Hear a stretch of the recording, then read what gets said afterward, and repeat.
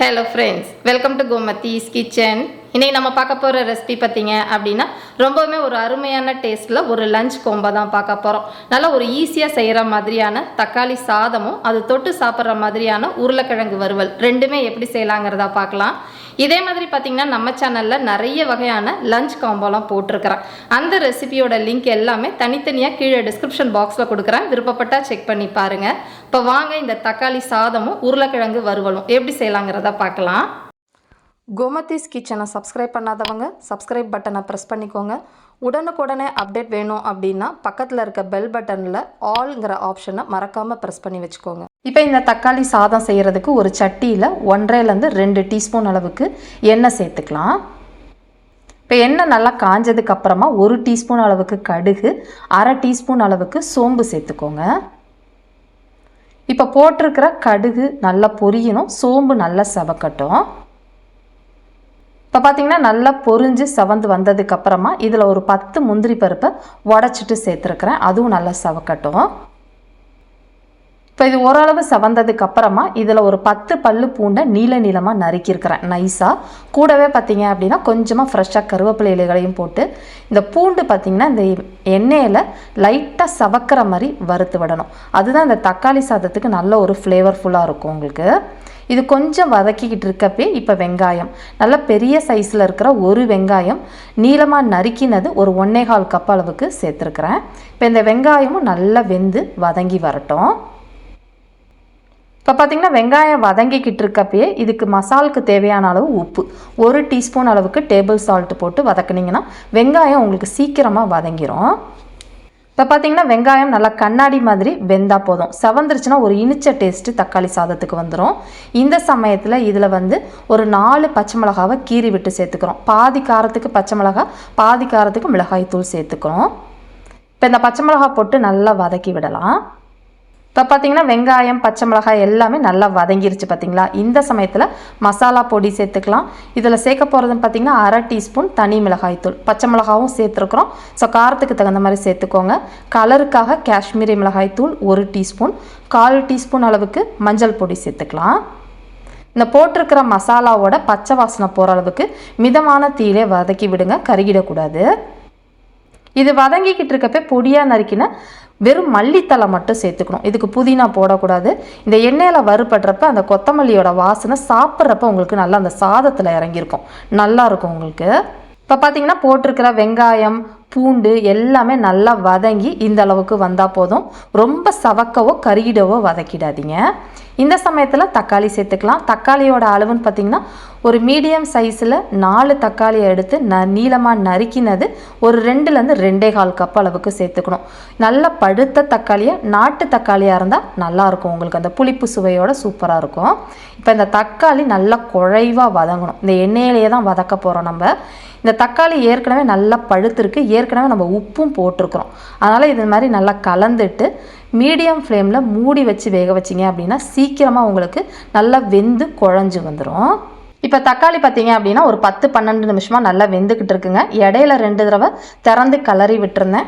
தக்காளி நல்லா பழமாக இருக்கிறதுக்கு அதுக்கும் நல்லா குழஞ்சி இந்த அளவுக்கு வெந்திருக்கும். நம்ம அந்த தக்காளியிலேருந்து விட்ட தண்ணியும் அந்த மூடி வச்ச வேர்வேலேருந்து வந்த தண்ணியும் உங்களுக்கு இந்த அளவுக்கு இருக்கும். பட் இன்னுமே பார்த்திங்கன்னா நல்லா தொக்கு மாதிரி சுருண்டு வரணும். திறந்தே வச்சு நல்லா வதக்கி விடுங்க. அப்போ தான் நல்லா டேஸ்ட்டாக இருக்கும். இதுக்கு மேலே மூடி வைக்க வேண்டாம். இந்த டைம் இந்த புளிப்பு கொஞ்சம் செக் பண்ணி பாருங்கள், உங்களுக்கு இந்த சாதத்துக்கு புளிப்பு போதுமா அப்படின்ட்டு.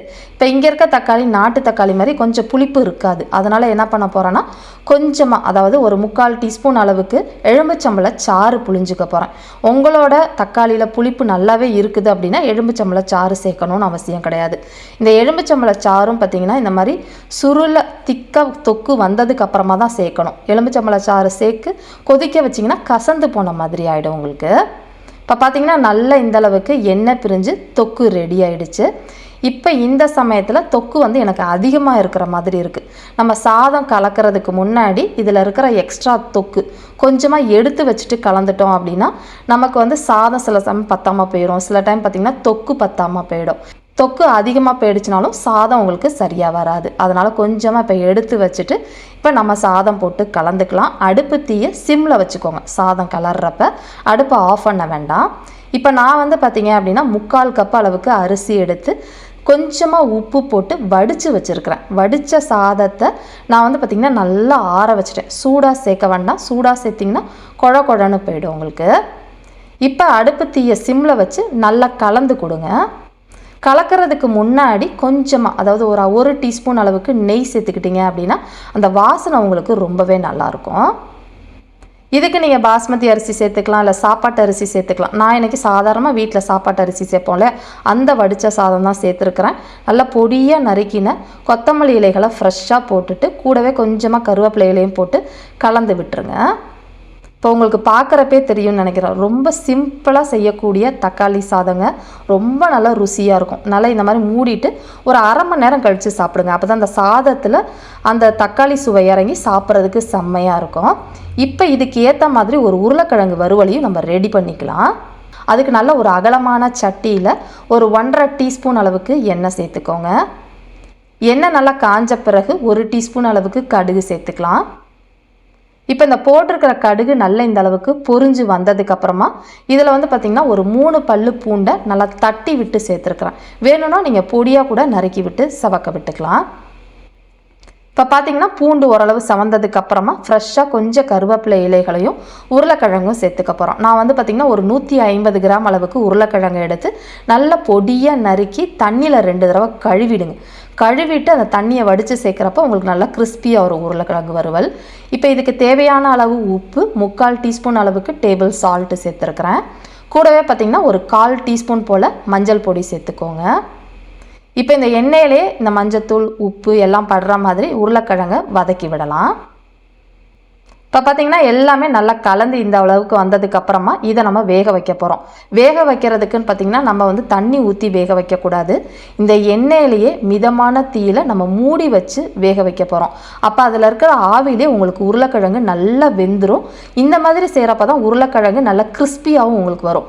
இப்போ பார்த்திங்கன்னா ஒரு 10-12 நிமிஷம் ஆகும். இடையில கலந்து விட்டு இந்த மாதிரி வேக வச்சு எடுத்துக்கோங்க. இப்போ இந்த டைம் வந்து பார்த்திங்கன்னா நம்ம ஒரே ஒரு உருளைக்கிழங்கு எடுத்து செக் பண்ணி பார்க்கலாம். அந்த ஆவியிலே பார்த்திங்க அப்படின்னா உருளைக்கிழங்கு உங்களுக்கு நல்ல இந்த அளவுக்கு வெந்திருக்கணும். இந்த மாதிரி உருளைக்கிழங்கு வெந்ததுக்கு அப்புறமா தான் நம்ம மசாலா பொடியெல்லாம் சேர்க்கணும். முன்னாடியே சேர்த்துனிங்கன்னா நமக்கு மசாலா பொடி வந்து கருகி போயிடும். இப்போ இதில் சேர்க்க போகிறதுன்னு பார்த்திங்கன்னா வெறும் மிளகாய்த்தூள், அதாவது தனியாக அரைச்ச மிளகாய்த்தூள் ஒரே ஒரு டீஸ்பூன் மட்டும்தான் சேர்த்துக்கிறேன். உங்களுக்கு காரம் எவ்வளோ வேணுமோ அதுக்கேற்ற மாதிரி நீங்கள் சேர்த்துக்கோங்க. இப்போ இது எல்லாம் போட்டு நல்லா கலந்து விட்டலாம். கலந்ததுக்கப்புறமா இதுக்கு மேலே நீங்கள் மூடி வைக்கக்கூடாது. நல்லா இந்த மாதிரி பரவாயில்ல உருளைக்கிழங்கை வச்சுட்டு எந்த அளவுக்கு கிறிஸ்பியாக வேணுமோ அதுக்கேற்ற மாதிரி கலந்து விட்டு மீடியம் ஃப்ளேமில் வேக வச்சுக்கோங்க.